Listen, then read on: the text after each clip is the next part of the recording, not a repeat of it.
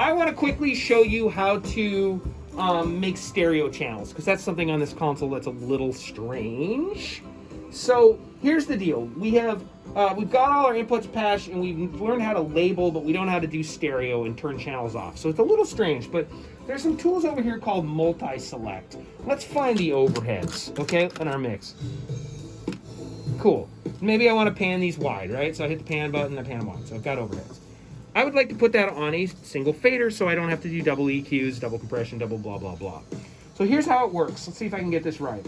You hit multi-select, which lets you select 2 channels at once. You can also achieve this over here on this bottom kind of fader thing, and you can do that by holding shift down on the keyboard.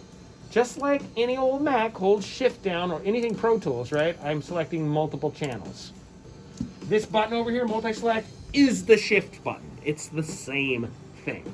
Once they have selected, I'm pretty sure we just right-click on the left one and make selected strip stereo. And it turns off one, and this one is now stereo. Here's the trick. This is where I always fall flat on this. It must be in config mode to do it.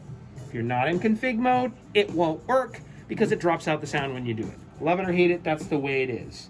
Other cool things you can do while you're at it, similar to this, right click, you can insert a blank strip.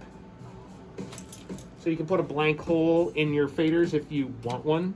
That's kind of neat. You can also do some really interesting things like rearranging your inputs, which this gets into the crazy land, but it's like, hey, what if we want these channels all to show up somewhere else? You can right click on it and say move selected strips here, and it will completely rearrange your inputs.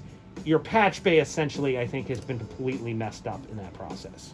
So it's like redoing your patches for you to have those channels have different inputs. Cool, that's useful.